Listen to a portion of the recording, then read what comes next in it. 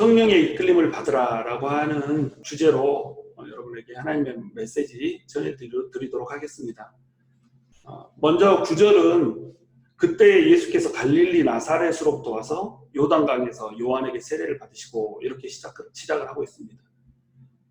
요한은 지금 갈릴리 출신이었어요. 갈릴리 출신인데도 하나님의 사역을 위해서 예루살렘 근방에 있는 요단강에 와서 세례를 주는 그런 사역을 감당하고 있습니다. 예수님은 세례 요한이 요단강에서 사역을 할 때 북쪽 갈릴리에 계셨어요. 갈릴리 나사렛이라고 하는 마을에 계셨는데 거기로부터 이제 세례를 받으시기 위해서 내려오는 이런 장면이 기술되어 있습니다. 여기 세례 요한의 세례를 좀 이해할 필요가 있는데요. 세례 요한의 세례는 회개를 주는 세례였어요. 근데 이 회개를 주는 세례, 다시 얘기해서 물속에 들어갔다가 다시 나오는 이 세례는 죄사함과 연결이 돼 있어요. 그래서 회개를 해야 죄사함을 받을 수 있다는 겁니다. 그러니까 물 세례는 물로 씻고 자기의 죄를 씻고 회개해서 돌이켜서 죄사함을 받게 하는 이런 세례였던 거죠. 이 세례는 사실은 세례 요한이 맨 처음 했던 것이 아니었어요. 유대인들이 이방인들을 받아들이는 입교 의식으로 행해졌던 세례가 바로 그것이 바로 세례였던 겁니다. 그래서 세례 요한의 세례는 사실은 입교 의식이었던 거예요. 근데 지금 세례 요한은 누구한테 세례를 주고 있어요? 유대인들한테 세례를 주고 있단 말이죠. 유대인들한테 세례를 주고 있다. 이 말은 뭐예요? 유대인들이 새로 입교를 하고 있는 의식을 하고 있다 이 말입니다. 그러니까 유대인들이 지금 유대교가 아닌 새 종교 안으로 입교하는 의식을 하고 있다고 봐야 되는 거죠. 왜 그러냐면 이때 당시 유대교는 이미 부패하여서 이미 하나님의 종교로서의 기능을 상실해버린 겁니다. 바리새인들을 봐보세요. 전통과 형식에 치우쳐서 하나님을 놓쳐버렸어요. 경건의 모양은 있지만 경건의 능력이 없었어요. 사두개인들을 봐보세요. 자유주의 신학이 들어와서 영적인 모든 세계를 부인하고 이성적으로 이해할 수 없는 것들은 이해할 수 없다라고, 인정할 수 없다라고 주장을 했던 거예요.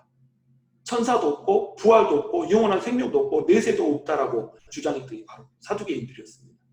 종교 지도자들을 봐보세요. 하나님께서 만민의 기도하는 집으로 세웠던 하나님의 성전을 비둘기를 팔고 돈을 바꾸는 강도의 구렬로 만들어버렸다는 거예요. 돈에 눈이 멀어서 하나님의 성전을 기도하는 집으로 만든 것이 아니라 돈을 착복하는 수단으로 만들어버렸다는 거예요. 정치 지도자들을 봐보세요. 하나님의 마음으로 백성들을 사랑하고 백성들을 아끼고 백성들을 다스려야 될 정치 지도자들이 백성들을 착취하고 가난한 자, 고아, 과부들, 소외된 자들을 오히려 유린하고 그들을 착취했던 이런 삶을 살고 있었단 말이죠. 백성들은 또한 죄를 짓는 것이 만성화돼 버렸어요. 그래서 영적 문둥병자로 이렇게 살아가고 있었던 겁니다. 우리 성경에 보면 예수님께서 문둥병자들을 치유해주는 이런 장면들이 많이 나오잖아요.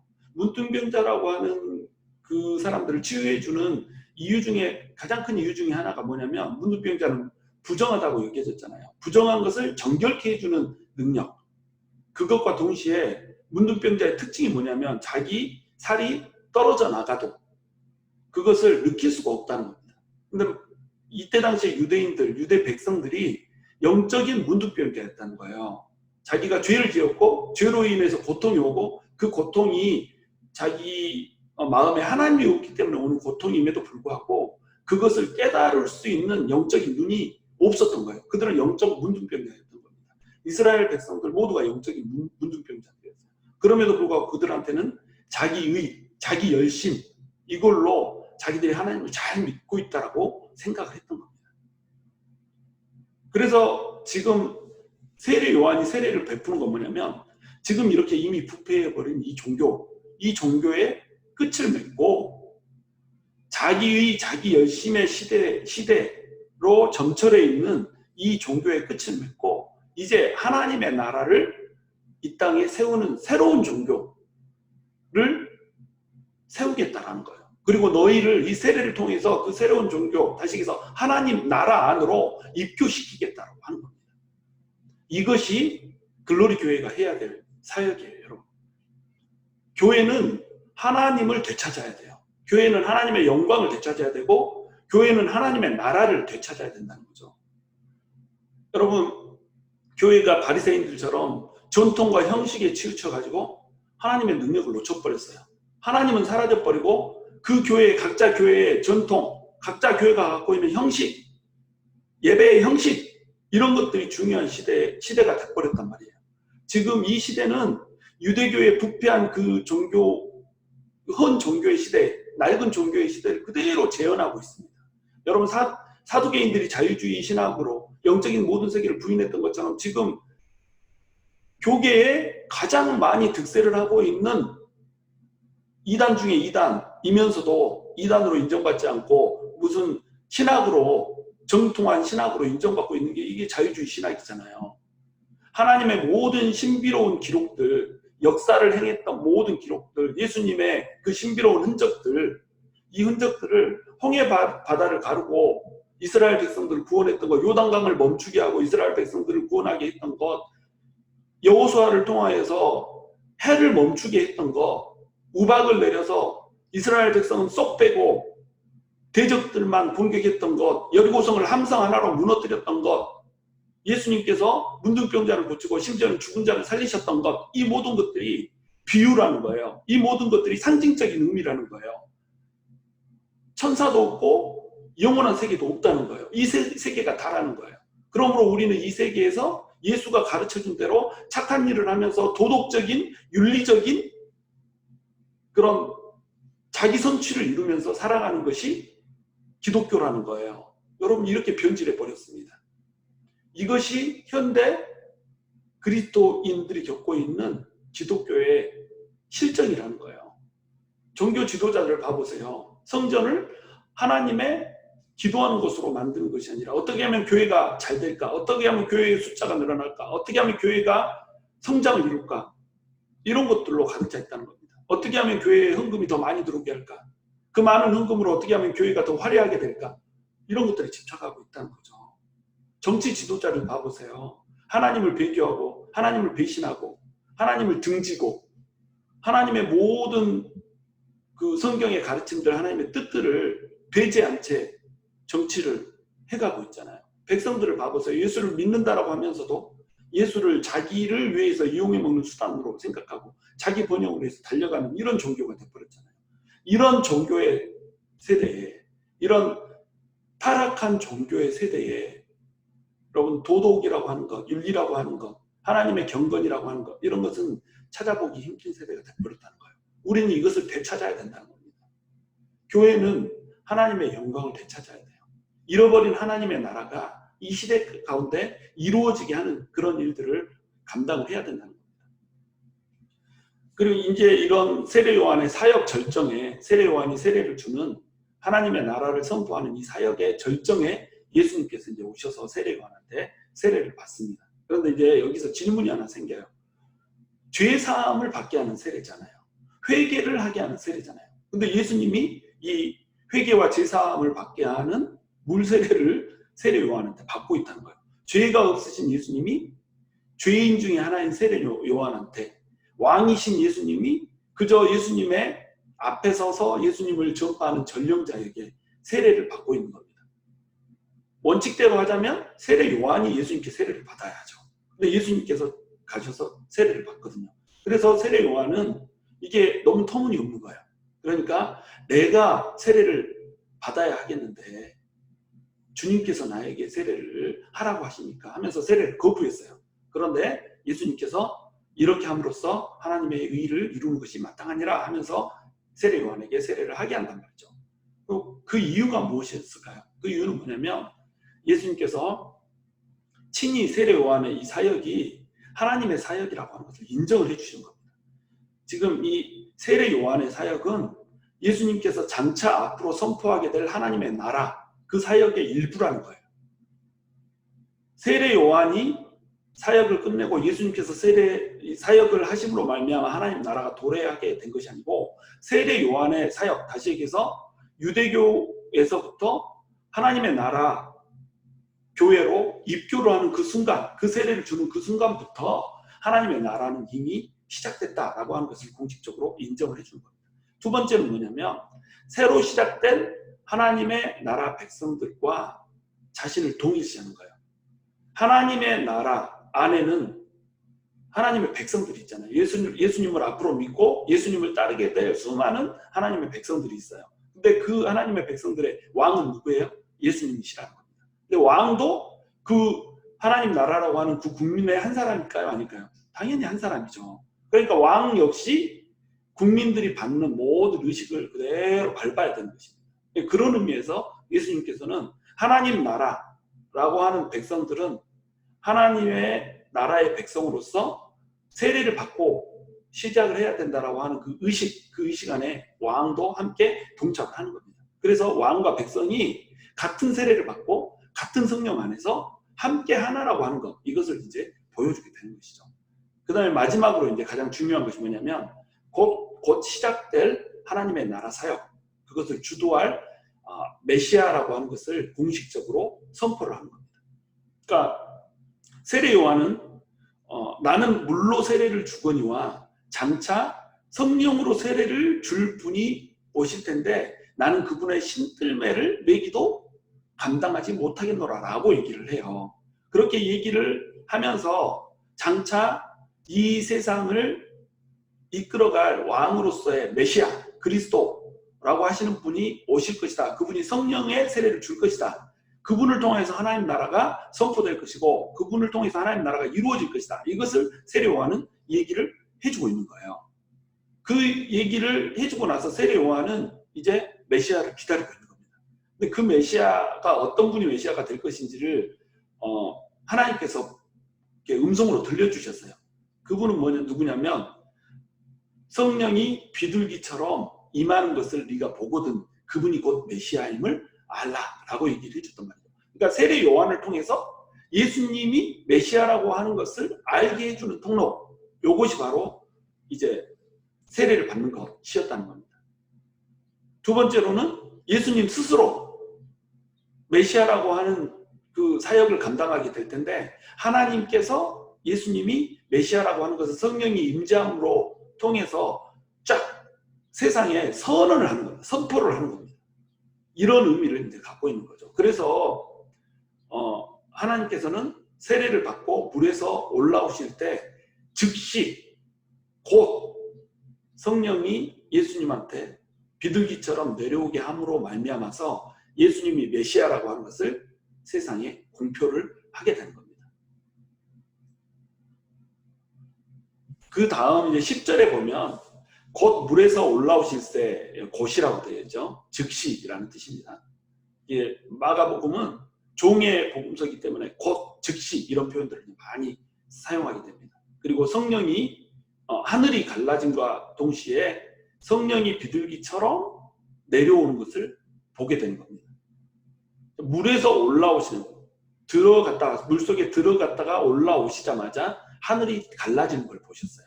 이게 하늘이 갈라진다라고 하는 것, 이것이 하늘이 쫙 진짜로 갈라지는 게 아니잖아요. 그렇죠? 하늘이 갈라진다는 것은 어떤 의미를 갖냐면 하나님의 강림하심을 상징하는 거였어요.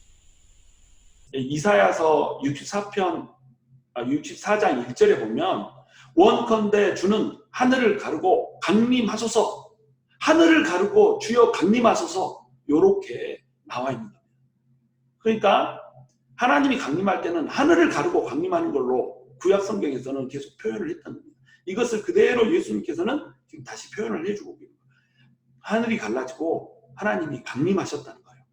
그럼 이제 여기서 또 질문이 생겨요. 어떤 질문이냐면 예수님의 영 자체가 성령님이잖아요.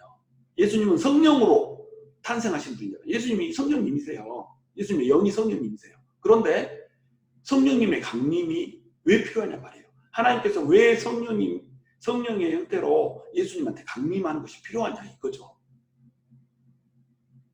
이 이유는 뭐냐면 하나님께서 예수님을 메시아로 공적으로 임명하는 표시입니다. 성령님이 강림하는 것을 보여주면서 예수님이 메시아다라고 하는 것을 얘기해 준 거예요. 그러면서 동시에 약속하신 그 기름 부음을 받으자 성령으로 지금 기름을 붓고 있잖아요. 성령님이 비둘기처럼 임해서 예수님에게 기름을 부어주고 있단 말이죠. 내가 약속했던 구약 선지자들을 통하여서 약속했던 너희에게 보내주기로 한 그 메시아, 이것이 바로 예수다. 그 그리스도, 이분이 바로 예수다. 이걸 보여주는 거예요. 예수의 뜻이 뭐라고, 아니 그리스도의 뜻이 뭐라고 그랬죠? 기름 부으심을 받은 자라고 하는 뜻이라고 그랬잖아요. 그러니까 그 그리스도가 예수다라고 하는 것, 기름 부음을 받은 자가 바로 예수다라고 하는 것을 성령의 기름 부음을 받는 장면을 통하여서 만방에 공포를 하는 겁니다. 두 번째는 뭐냐면 구원받고 중생할 앞으로의 신자들에게 임하실 성령님을 상징해요. 옛사람이 죽고 새 사람으로 태어나는 그 모든 사람들에게, 지금 물속에 들어가서 옛사람이 죽고 새 사람으로 태어나는 거, 이것이 세례라고 했잖아요. 세례는 옛사람을 장사 지내고 새 사람으로 다시 태어나는 겁니다. 예수님께서 세례를 받고 올라오실 때 즉시 성령님이 임했다. 이 얘기는 뭐냐면 앞으로 옛사람이 죽고 새 사람으로 태어나는 의식을 행하는, 다시 얘기해서 성령으로 세례를 받는 모든 사람들한테 예수님께서 성령을 부어주실 거라고 하는 것을 전조로 쫙 보여주는 거예요. 그 다음에 메시아 사역을 감당할 능력의 세례를 주신 겁니다. 예수님은 성령 그 자체였어요. 예수님의 영은 성령이세요. 성령이심에도 불구하고 하늘을 가르고 성령이 임하게 하세요. 우리도 마찬가지예요. 예수님을 믿으면 우리 안에는 이미 뭐가 있어요? 성령님이 오세요. 그것을 뭐라고 그러냐면 성령님의 내주라고 부르는 거예요. 성령님이 내주하심에도 불구하고 우리 안에 성령님이 다시 세례가 부어져야 되는 거예요. 그러니까 예수님은 성령님 그 자체였음에도 불구하고 성령님이 쫙 이 30세에 임함으로 말미암아서 공생애를 시작을 하는 겁니다. 공생애 이전에는 예수님께서는 능력을 베풀지 않으셨어요. 성령 세례를 쭉 받으시면서 예수님께서 공생애를 시작하시며 능력을 행하셨던 겁니다. 그러니까 하나님의 공적인 사역을 하는 사람은 성령으로 세례를 받아라는 거예요. 성령 받지 않고 일하지 말라는 겁니다. 그러면 예수님을 믿는 사람들은 전부 성령을 받았잖아요, 사실은. 그러면 다 일할 수 있잖아요. 그런데 여기에서 하나님께서는 성령 세례라고 하는 것을 구분을 해주고 계시는 거예요. 예수를 믿는 모든 사람에게는 성령님이 이미 내주합니다. 예수를 믿는 그 순간에 성령님께서 우리 안으로 들어와서 우리에게 중생을 얻게 만드세요. 그 성령 때문에 우리는, 성령은 예수 그리스도의 영이고 예수 그리스도는 하나님의 아들이잖아요. 하나님의 아들이기 때문에 하나님의 아들의 영이 임한 그 하나님의 아들이 내주하는 우리도 하나님을 아바 아버지라고 부르잖아요. 그래서 우리는 하나님을 아바 아버지라고 부르니까 천국이 우리 것이 되는 거예요. 우리 아버지 것은 우리 것이잖아요. 이걸 뭐라고 그러면 중생에 이르게 하는 성령 세례라고 부르는 겁니다. 그럼에도 불구하고 우리는 능력을 받게 하는 성령 세례를 받아야 되는 거예요. 권능 성령 세례를 받아야 되는 겁니다. 구원에 이르게 하는 성령 세례와 능력을 받게 하는 성령 세례는 다르다는 거예요. 그래서 우리는 성령으로 예수님이 기름 부음을 받았던 것처럼 우리도 성령의 기름 부으심을 받아야 된다는 거예요. 우리 글로리 교회는 이거를 지향할 겁니다. 성령으로 중생되는 일들이 벌어져야 돼요. 예수를 믿지 않았던 사람들이 예수님의 성령을 받고 구원을 얻게 돼야 돼요. 그러나 구원을 얻었다면 이제 내가 죽으면 천국 가, 이 정도의 신앙으로 머무는 것이 아니라 성령님의 능력을 다시 기름 부음을 받아야 된다는 거죠. 능력을 주시는 그 성령님으로 능력 성령 세례를 지속적으로 받아야 된다는 거예요. 한 번 성령 세례를 받는 게 아니고 계속 지속적으로 성령님께서 능력을 주시는 기름 부음 가운데 들어가야 된다는 거예요. 그 기름 부음이 넘치는 교회를 우리는 지향할 거라는 거죠. 구원을 받고 구원받은 사람으로서 살아가는 것이 아니라, 그것으로 끝나는 것이 아니라 능력 가운데 정말로 이 세상에 권능을 행하는 그런 성도들이 우리는 돼야 한다는 것입니다. 그러면 이제 왜 비둘기 같은 성령으로 표현을 했을까요? 성령이 비둘기처럼 내려온다 이렇게 얘기하잖아요. 물론 여기서 중요한 것은 비둘기가 중요한 게 아니에요. 성령이 중요한 겁니다. 성령을 받는 게 중요한 거예요. 그런데 비둘기 같은 성령이라고 굳이 표현한 이유가 있다는 겁니다. 그것은 뭐냐면 비둘기가 상징하는 그 자체의 의미 때문에 그래요. 비둘기는 구약 성경에서 뭘 상징했냐면 승리와 평안을 약속하는 하나님의 이미지라고 하는 것을 상징을 했어요. 그래서 승리와 평안을 의미했던 겁니다. 이 노아의 방주가 비가 멈추고 나서 열리잖아요. 그래서 비둘기가 날아가잖아요. 비둘기를 내보내서 땅이 다 말랐는지를 보게 하잖아요. 근데 비둘기가 뭘 물고 오죠? 월계수 나무를 물고 오잖아요. 감람나무 잎을 물고 오잖아요. 그래서 감람나무 잎이 승리와 평안을 상징하는 그런 대표적인 케이스가 된 거잖아요. 그러니까 비둘기가 상징하는 것은 뭐냐면 그동안 비가 내려왔고 빗속에서 풍랑 가운데서 요동쳤던 그것이 끝나고 이제는 승리와 평안이 온다라고 하는 그 약속의 이미지를 준 것이 비둘기라는 거예요. 그러니까 비둘기처럼 성령이 임했다 이 말은 뭐예요? 이 세상에 임하고 있었던 모든 죄로 인한 고통들, 고난들, 죽음의 그림자들을 이제 비둘기 같은 성령님이 오셔서 끝내주겠다라고 하는 약속인 거예요. 두 번째는 뭐냐면 비둘기는 순결하다라고 하는 이미지를 가지고 있어요. 아가서에 보면 나의 사랑하는 신부야 너의 눈이 아름다워서 비둘기의 눈 같다라고 표현을 하고 있어요. 비둘기의 눈은 아름다운 게 아니거든요. 뱀눈같이 이렇게 땡그래가지고 까맣게 이렇게 돼 있는데 비둘기의 눈을 아름답다고 표현을 한단 말이죠. 비둘기의 눈이 아름다운 이유는 뭐냐면 눈이 이쁘게 생겨서 아름다운 게 아니라 비둘기의 눈은 한 곳을 보게 만들어져 있어요. 눈 하나로 여러 곳을 이렇게 동시에 볼 수가 없고 시야가 좁아서 한 곳만 보기 때문에 다른 곳을 보고 싶을 때는 고개를 이렇게 돌려야 되는 게 비둘기의 눈이란 말이죠. 그러니까 너의 눈이 신부야 너의 눈이 참 아름답다 이 말은 뭐냐면 신부가 신랑만 본다는 겁니다. 그러니까 이 신부는 비둘기의 눈처럼 신랑만 바라보기 때문에 네 신부된 네가 정말 정결하구나. 다른 곳에 눈길을 팔지 않구나. 세상에 눈길을 팔지 않고 하나님만 바라보구나 라고 하는 메시지가 담긴 거예요. 비둘기처럼 순결한 하나님의 백성이 되라는 겁니다. 하나님의 성령을 받은 사람은요 순결해져요. 정결한 하나님의 신부가 돼요. 그래서 세상을 바라보지 않는다는 거죠. 핍박이 임할 때 문제를 바라보지 않는다는 거죠.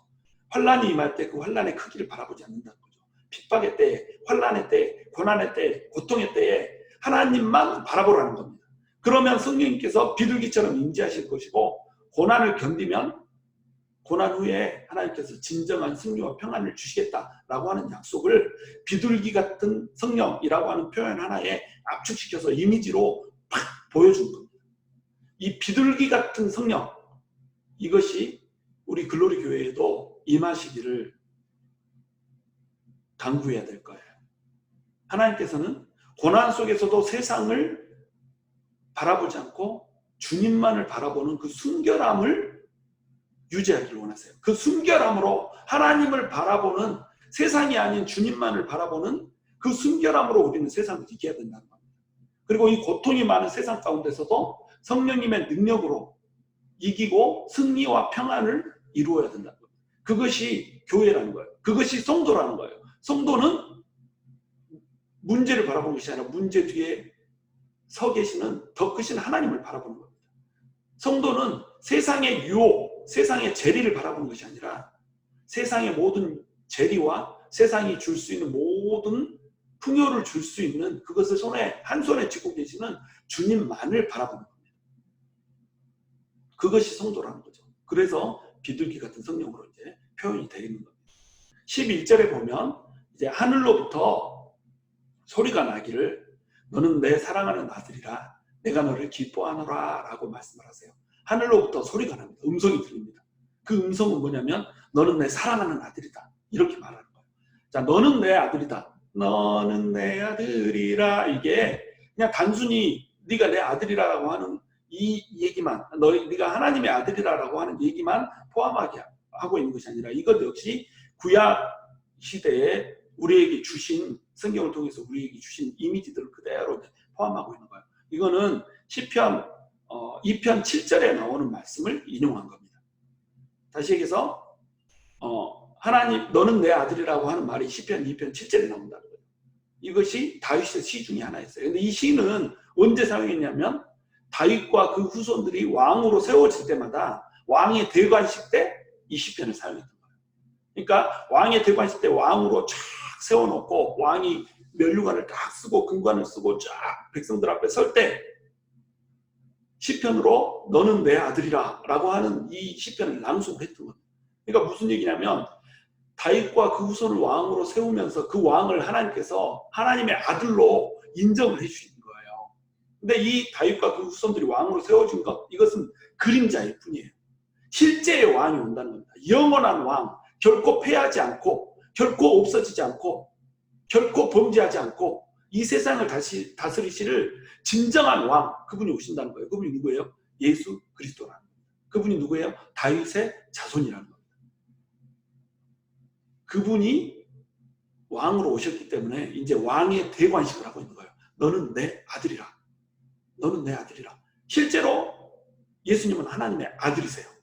실제로 하나님이 낳으신 하나님의 아들이시죠. 하나님이 낳으셨기 때문에 하나님으로부터 왔으므로 누구예요? 하나님이시라는 거예요. 하나님 그 자체세요. 인간이 인간을 낳으면 인간이죠.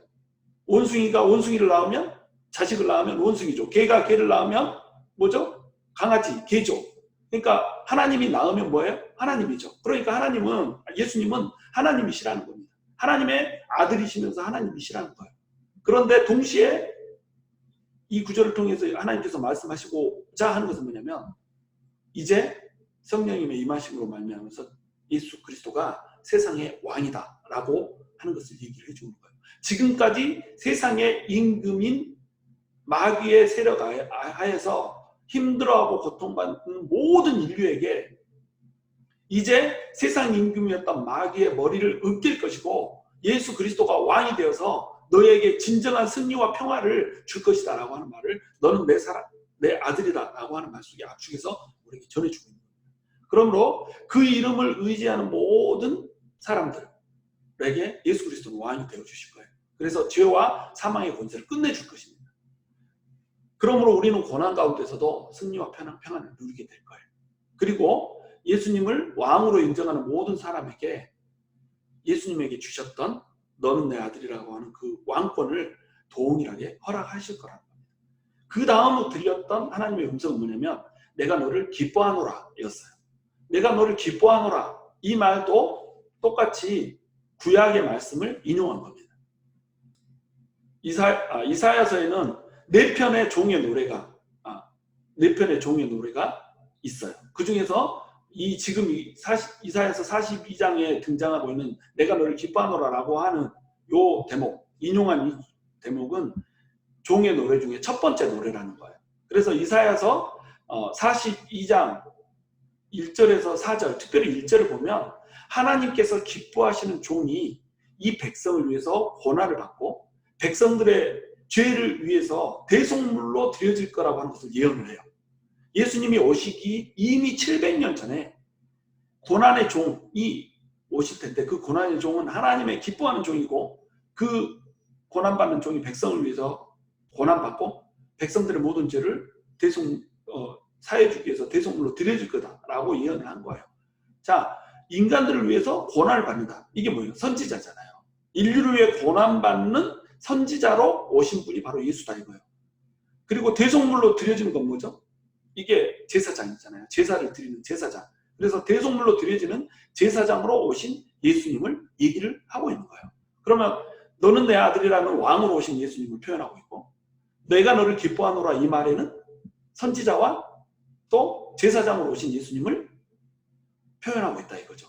그러면 구약시대에 기름 부음을 받은 직분 세 가지가 뭐라고 그랬죠? 왕, 제사장, 선지자라고 그랬잖아요. 지금 하나님께서는 예수님에게 너는 내 아들이라 내가 너를 기뻐하노라라고 하는 음성을 들려주면서 마가복음 1장 1절에 하나님의 아들 예수 그리스도 복음의 시작이라고 설명하는 시작하는 그 1장 1절을 재설명을 해주고 있는 겁니다. 하나님의 아들, 예수님은 하나님의 아들이라는 거예요. 내 기뻐하는 아들이라는 거죠. 두 번째는 예수님은 그리스도라는 거예요. 근데 그리스도는 뭐예요? 기름 부으심을 받은 자라는 거죠. 왕이요, 선지자요, 제사장이라는 겁니다. 이 말씀을 다시 여기서 어떻게 해요? 성령님이 임하시고 음성을 들려주는 과정을 통해서 다시 재확인을 시켜주고 있는 겁니다. 그래서 하나님께서는 내가 너를 기뻐하노라 라고 하는 음성을 통해서 예수님이 고난받는 종으로 오는 것을 기뻐하시는 거예요. 여러분, 하나님의 기쁨이 되는 아들이 있고요, 하나님의 그냥 아들이 있어요. 여러분, 자녀들이 많잖아요. 부모는 자녀를 사랑하잖아요. 10손가락 깨물어서 안 아픈 손가락이 없어요. 그런데 부모에게는 최고가 되는 자식이 있어요. 맨날 고통을 주고 아픔을 주고 정말로 창피하고 이렇게 그 자식을 보면 수치스러워서 사람들한테 얘기도 못 꺼내겠는 이런 자식이 있는 반면에 그 자식을 보면 자랑거리가 되고 그 자식을 보면 너무 기분이 좋고 그 자식만 보면 마음이 막 따뜻해지는 자부심이 막 느끼게 해주는 이런 아들들이 이런 딸들이 있다는 거죠. 하나님한테도 마찬가지라는 겁니다. 하나님한테도 기쁨이 되는 자식이 있고 아픔이 되는 자식이 있다는 거예요. 예수님께 하나님께서 너는 내 기뻐하는 아들이라 내가 너를 기뻐하노라 라고 얘기를 한 이유 이게 뭐예요? 하나님의 뜻을 위해서 고난을 받기를 기뻐하셨기 때문에 그래요. 그러므로 우리는 하나님을 위해서 고난받는 아들들이 돼야 된다는 거죠. 하나님의 나라를 위해서 고난받는 아들이 된다는 거예요. 그것이 하나님의 기뻐하는 자라는 거예요. 그냥 아들이 아니고 하나님의 기쁨이 되는 아들, 하나님의 기쁨이 되는 딸이 돼야 된다는 거예요. 여러분 우리가 인생이 어차피 고난의 연속이잖아요. 근데 우리가 코로나 때문에 고통받잖아요. 이 코로나 때문에 고통받고 고민하고 염려하고 뭐 코로나에 심지어는 걸려가지고 질병 때문에 고통받는 거 이거에는요 상급이 없어요. 이걸로 인해서 하나님이 기뻐하지 않아요. 이걸로는 하나님이 오히려 아파하시죠. 근데 하나님 때문에 받는 고통이 있어요. 하나님 때문에 받는 고난이 있어요. 요거는 하나님께서 기뻐하신다는 거예요. 저도 이렇게 교회를 시작하면서 풀타임 일을 하면서 주경야독을 하잖아요. 그러니까 낮에는 일을 하고 밤에는 하나님의 사역을 위해서 정말 쉴 틈 없이 이렇게 하잖아요. 이게 나한테 고통이라는 거죠. 근데 이 고통이 쉴 틈이 없이 돌아가야 되는 이 상황이 나한테 고통이 되지 않고 기쁨이 되더라는 거죠. 왜? 하나님께서 기뻐하는 일이시기 때문에 하나님의 영광을 위해서 하나님 나라를 위해서 뛰는 거기 때문에 나한테 기쁨이 되더라는 거죠. 이거를 하나님께서 기뻐하신다는 거예요. 하나님께서는 우리가 고통받는 것 이것 때문이 아니고 하나님 때문에 고통받는 것 이걸로 인해서 우리를 기뻐하신다는 거예요. 우리는 하나님의 기뻐하시는 자식이 돼야 돼요. 이 세상 살아가면서 고난의 삶, 이 고해의 광야를 지나가면서 하나님 때문에 우리가 고통받는 하나님의 나라 때문에 우리가 기꺼이 고통받는 것을 감수하는 이런 사람이 돼야 하나님의 기쁨이 된다는 거죠. 그 다음에 이제 성령님께서 곧 여기서도 곧이라는 얘기가 나오죠. 즉시라고 하는 얘기가 나오죠. 예수를 광야로 몰아내신지라 이렇게 나옵니다. 이 예수님이 시험을 받는 장면은 다른 복음서에도 나오죠. 마태와 누가복음서에도 이 장면이 나와요. 그런데 마가복음이 갖는 특징이 있어요. 이건 뭐냐면 굉장히 간결해요. 그냥 길게 설명하지 않고 단 2절로 그냥 설명을 끝내버려요. 간단하게 끝내버립니다. 근데 마태와 누가는 이 예수님의 시험 사건을 10절 이상 길게 설명을 해줘서 이 시험 사건이 가지고 있는 의미들을 쫙 집중하면서 얘기를 해주거든요. 근데 마가는 단 2절로 쫙 끝냅니다.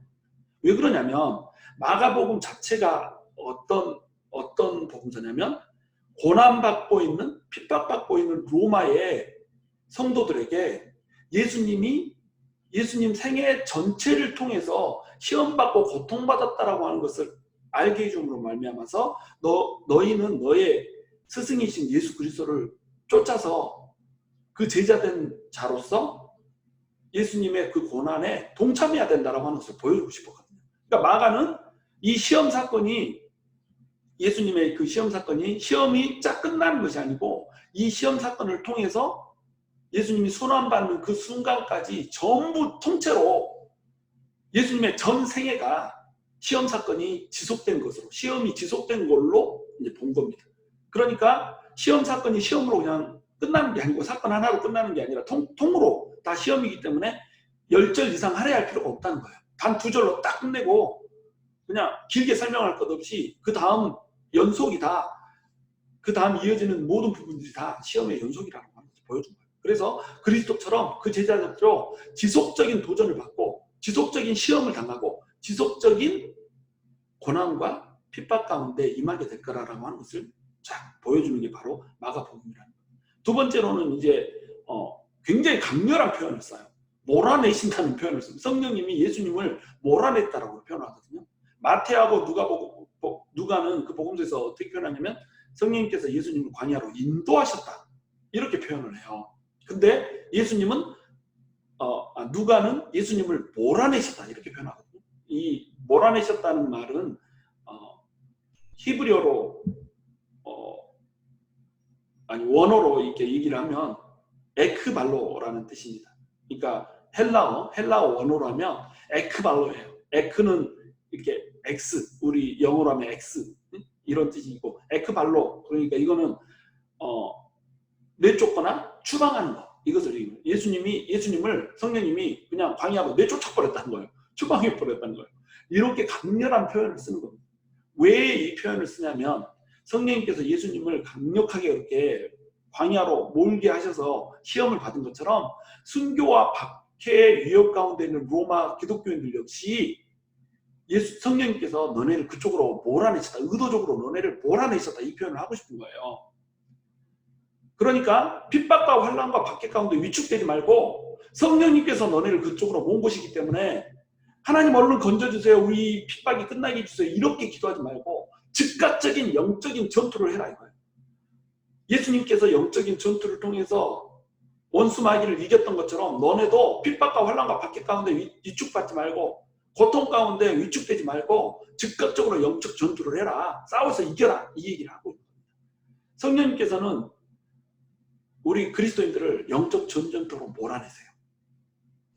성령님께서는 자녀들을 그냥 온실에다가 놓아놓지 않으세요. 우리가 예수를 믿는다고 이렇게 갑자기 막 평화가 임하고 갑자기 모든 일이 형통하고 이렇지 않아요. 여러분 경험했잖아요. 예수를 믿는다고 모든 것이 천국으로 느껴지는 게 아니라는 겁니다. 그런데 천국은 치열한 영적 전쟁을 통해서 침노를 해야 천국다워지더라 이겁니다. 요거를 하나님께서 원하시는 거예요. 하나님은 마귀를 일시적으로 이 땅에서 활동하게 허락을 해두십니다. 이 땅에서 일시적으로 활동하게 허락을 해두시는 이유는 뭐냐면 하나님의 자녀들이 하나님을 믿는 그 믿음을 인내를 통해서 보이라는 거예요. 그 믿음의 진짜임을 증명하라는 거예요. 그리고 영적 전쟁터에서 싸워 이겨서 승리를 맛보라는 거예요. 그리고 그 승리의 열매들을 아직 하나님을 모르고 아직 예수 그리스도를 알지 못하는, 주로 섬기지 못하는 모든 사람들에게 전파하고 확장하라는 거예요. 그러므로 우리는 인격과 권능, 성령님께서 주시는 성령님의 인격과 권능으로 사단과의 영적 전쟁에서 이겨나가야 되는 거예요. 왕답게, 왕이면 왕답게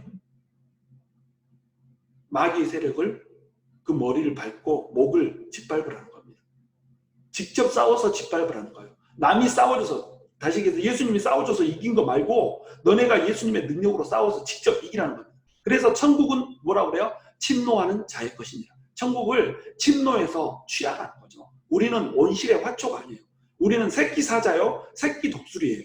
사자는, 그리고 독수리는 그 새끼들을 사자답게, 독수리답게 키우기 위해서 낭떠러지에서 떨어뜨려요. 거기에서 올라오는 사자만이 진정한 사자가 될 수 있는 거예요. 독수리는 새끼가 태어나면 그 새끼를 어느 정도 먹이다가 그냥 둥지에서 떨쳐내버려요. 둥지에서 떨어지면 죽는 거죠. 근데 떨어져 죽지 않고 거기에서 나는 법을 익히고 스스로 날아오르는 독수리만이 진정한 독수리로 살 수가 있는 거예요. 하나님께서는 우리 크리스찬들이 이렇게 살기를 원하신다는 거죠. 근데 새끼 사자가 자기가 사자인 걸 모르네. 자기가 원수 마귀를 으르렁거리면서 집어삼킬 수 있는 자라고 하는 것을 모르네. 그러니까 원수 마귀가 우는 사자처럼 오히려 우리에게 사자가 돼서 우리를 먹잇감으로 생각을 한다는 거예요. 여러분, 우리는 광야의 야성을 가져야 돼요. 그 야성은 사자이기 때문에 본능적으로 우리한테 주어진 겁니다. 우리가 예수를 믿는 순간에 우리에게는 본능적인 사자의 야성이 주어져요. 근데 사자가 사자인 걸 모르고 살아간다는 겁니다. 그러니까 먹히는 삶을 사는 거예요. 우리는 사자라고 하는 거 잊지 말아야 돼요.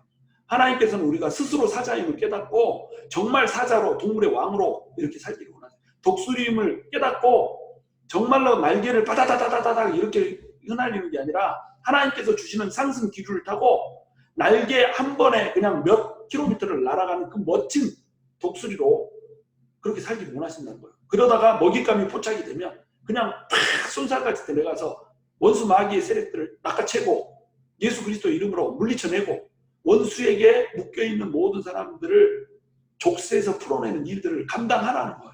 이것이 하나님께서 우리에게 바라시는 거라는 겁니다. 그래서 예수님을 성령님께서는 몰아내셨던 거예요. 쫓아내셨던 거죠. 자, 광야에서 13절에 보면 광야에서 40일을 계시면서 사탄에게 시험을 받으시며 들짐승과 함께 계시니 천사들이 수종 들더라. 이렇게 나옵니다. 광야에서 40일을 보냈대요. 왜 40일을 보냅니까?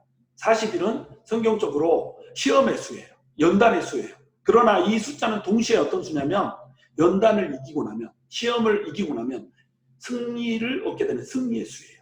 그리고 영광을 취하게 되는 영광의 수예요. 노아의 홍수 때 홍수가 40일 동안 임했잖아요. 비가 40일 동안 내렸잖아요. 그러나 비가 거치고 나니까 어떻게 돼요? 하나님께서 무지개를 펼쳐주시잖아요.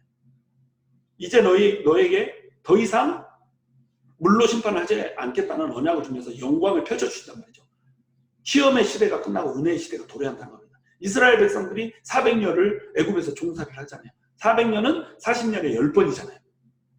그러나 400년의 종살이 끝에 어떻게 해요? 하나님께서 애굽으로부터 권능으로 나오게 하심으로 말미암아서 하나님의 나라를 세워주시잖아요. 모세가 2번에 40일 금식을 하잖아요. 금식하는 동안 얼마나 힘들었겠어요. 그 금식을 하는 동안, 금식을 통해서 하나님께서는 이기게 하시고 결국 하나님의 영광을 보여주시며 하나님의 말씀이신 십계명을 주셨다는 거죠. 그리고 이스라엘 백성들이 40일을 정탐을 하잖아요. 40일 정탐하는 이 기간 동안에 신실하게 살지 못했던 이스라엘 백성들은 전부 40년 동안 광야 생활을 했었어야 됐어요. 40년이잖아요, 여기서도. 그러나 여기서 신실하게 하나님의 말씀을 40일 동안 지켜냈던 여호수아와 갈렙은 가나안에 들어갈 수 있었던 거예요. 40년 광야 생활하는 동안에 신실함을 보이지 못했던 사람, 시험을 이기지 못했던 사람들은 모두 광야에서 쓰러져 죽었어요. 그러나 40일의 정탐 기간에 하나님에게 신실했던 사람들은 가나안을 취하게 됐던 겁니다. 40년 광야 생활을 마치고 40년의 시험과 연단을 마치고 나면 주어지는 것은 가나안의 영광이라는 겁니다. 엘리야는 이세벨을 피해서 40일 동안 걸어서 시내산까지 갔어요. 그리고 시내산까지 가는 그 길 동안에 마귀는 계속해서 엘리야를 좌절과 낙담으로 몰아넣었어요. 그러나 하나님께서는 결국 그 40일 후에 음성을 들려주시고 위로를 받게 하시며 결국 엘리야가 죽음을 맛보지 않고 회리바람에 흡사해서 하나님의 나라로 가게 되는 이 영광을 보여주게 됐다는 겁니다. 여러분, 영적 위기는 항상 하나님의 나라로 극복되는 거예요. 위기를 이기고 영적 전투에서 승리하고 나면 하나님의 은혜가 임하고 하나님의 영광이 임하는 겁니다. 영적 위기 가운데 하나님 때문에 받는 그 고난 끝에는 반드시 하나님의 영광이 있는 거예요. 그래서 영광은 십자가를 통해서만 이루어지는 겁니다.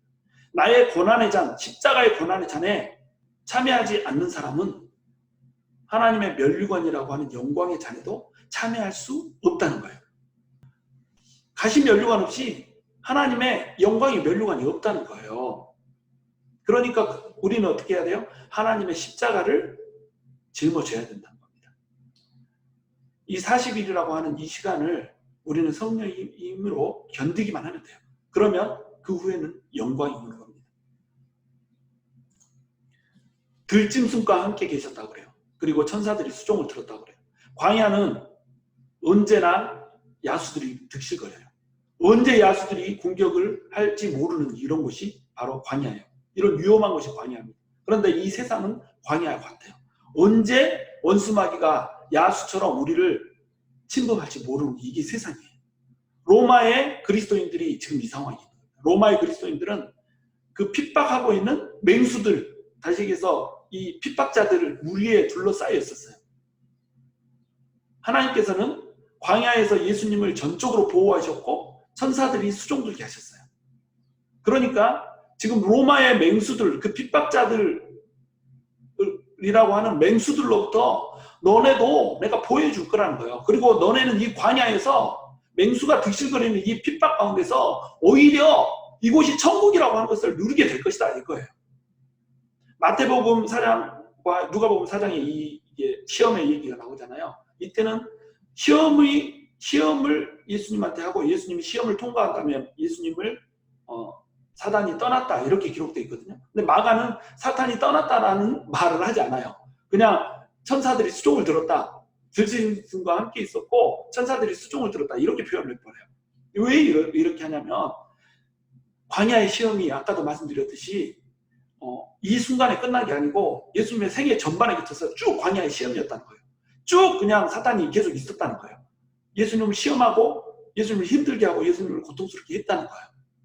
마찬가지로 그리스도인들도 똑같이 이 광야의 시험이 계속 있을 거라는 거예요. 예수님을 믿는 그 순간에 찾아오는 그 시험, 영적 전쟁이 늘 있을 거라는 거예요.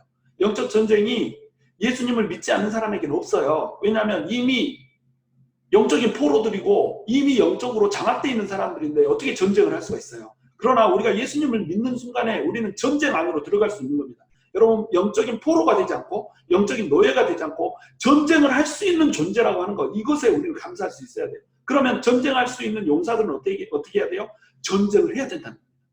로마의 기독교인들은 박해로 집에 머물지 못하고 광야로 나갔어요. 예배를 드리기 위해서 굴을 파고 거기에서 은밀하게 예배를 드렸어요. 그 굴을 카타콤이라고 불렀어요. 그 카타콤이라고 하는 그 칙칙한 공간, 습기가 찬 공간, 빛이 들어오지 않는 그 어둠의 공간, 그곳에서 그들은 하나님을 예배하며 하나님의 영광을 찬양하며 하나님 앞에 이 고난이 아무것도 아니고 우리는 이 고난 가운데서도 하나님을 지켜내며 하나님의 그 신실함을 믿으며 하나님의 영광을 위해서 살겠다라고 예배를 드렸다는 거예요. 그러나 우리가 살고 있는 이 세상 가운데서 이 평안하고 안락한 미국의 생활 가운데서 우리가 드리는 예배는 어쩌냐는 거예요. 우리가 삶 속에서 드리는 이 예배는 정말로 굴을 파고 카타콤에 들어가서 은밀하게 드리는 이들의 예배하고 어떻게 다르냐는 거예요. 하나님께서는 우리가 카타콤에 들어가서 드리는 이 은밀한 예배, 그럼에도 불구하고 하나님의 영광이 넘쳐 흐르는 이 예배를 드리기를 원하신다는 거예요. 우리의 삶 속에 고난이 닥치고 예수를 믿는다고 하는 것 때문에 우리가 시험에 들게 되고 또 유혹에 들게 되고 또 많은 핍박을 받고 환난을 받게 된다고 할지라도 우리는 주님께서 광야에서 들짐승과 함께 있었던 것처럼 여전히 우리를 물려고 하는 그 들짐승들과 함께 있으면서 우리와 함께 동행하시는 하나님을 느끼며 살라는 거죠. 예수님처럼 광야에서 사단과 영적 전쟁을 벌이면서 동시에 예수님처럼 천사에 수종드는 것, 이것을 경험하면서 살라는 거죠. 광야에 내몰린 상황이지만 그 광야에 내몰렸다라고 하는 것이 그들을 흔들 수가 없었어요. 맹수들이 둘러싼 상황이었고 맹수들의 핍박이 있는 상황이었지만 그것이 하나님을 예배하는 카타콤에 있는 로마 그리스도인들의 믿음을, 신앙을 결코 흔들 수가 없었어요. 그들에게는 광야가 곧 천국이었고 그들에게는 맹수들이 득실거리는 그곳이 바로 하나님이 함께 하시고 하나님께서 천사들을 보내서 수종들게 하는 공간이었다는 거죠. 여러분, 우리 글로리 교회가 이런 공간이 돼야 된다는 거예요. 여러분, 우리 글로리 교회 성도들은 세상의 핍박 가운데서도 하나님 때문에 하나님의 이름으로 고난받으면서도 그 고난을 통과하면서 하나님이 함께 하시고 천사가 날마다 우리를 수종드는 놀라운 영광의 자리, 그 자리를 우리는 맛보아야 한다는 거예요. 이것을 하나님께서는 오늘 메시지로 전해주고 있는 겁니다. 그러므로 말씀 이제 정리합니다. 하나님께서는 우리가 성령으로 이끌림을 받기를 원하세요. 하나님의 나라를 꿈꾸는 모든 사람들에게 펼쳐지는 것은 온실이 아니라 광야입니다. 놀이터가 아니라 전쟁터예요. 유람선이 아니라 전쟁 모함이에요. 항공 모함이에요. 맹수들이 득실거리고 위협이 멈추지 않고 날마다 원수마귀가 우는 사자처럼 우리를 공격하려고 드는 치열한 영적 전쟁의 싸움터예요. 그래서 우리를 무너뜨리려 하고 우리를 세상의 유혹으로 넘어지게 하고 우리를 세상 가치들로 탐욕하게 하고 이런 일들을 하는 것이 바로 원수 마귀들이고 우리가 처해 있는 세상 광야라는 겁니다. 그러나 우리는 이곳에서 두려워할 필요가 없다는 거예요. 하나님께서 함께 하시고 천사들이 함께 할 겁니다. 광야는 믿는 자에게는 고통의 장소가 아니라 성숙의 장소이고 연단의 장소이고 천국을 더 높이 더 깊이 누리는 영광의 장소가 될 거예요. 그러므로 우리는 성령으로 충만해야 됩니다. 그러므로 우리는 하늘을 열고 강림하시는 그 임재를 체험해야 돼요. 그러므로 우리는 비둘기 같은 성령님으로 하나님만 바라보는 그 순결함을 가져야 돼요. 하나님만 바라보는 그 순결함. 그래서 우리는 비둘기 같은 성령님이 주시는 그 승리와 평안을 누릴 수 있어야 돼요. 그 성령님께서 이끄신다면 우리는 광야라도 기꺼이 나아가는 겁니다. 그 광야는 온실이 아니에요. 그 광야는 유람선이 아니에요. 그러므로 우리에게 화려함도 없고 따뜻함도 없게 느껴질 수가 있어요. 그러나 하나님의 영광은 온실이 아닌 유람선이 아닌 바로 전쟁터에서 바로 항공모함에서 임한다라고 하는 사실을 여러분 기억하시기 바랍니다. 여러분 진정으로 하나님의 영광을 누리는 삶을 살기 원하세요? 진정으로 가치 있는 삶을 원하시고 진정으로 인생을 인생답게 살기 원하세요? 그렇다면 광야로 내모시는 성령님의 이끄심을 받으시기 바라요. 그래서 그 광야에서 아무도 예배하지 않고 아무도 하나님을 찬양하지 않고 아무도 하나님을 사랑하지 않는 그 광야에서 하나님의 나라를 개척하셔야 되는 거예요. 이 광야는 고난의 장소가 아닌 곧 천국이 되어서 우리 글로리교회 성도들에게 임하게 될 겁니다.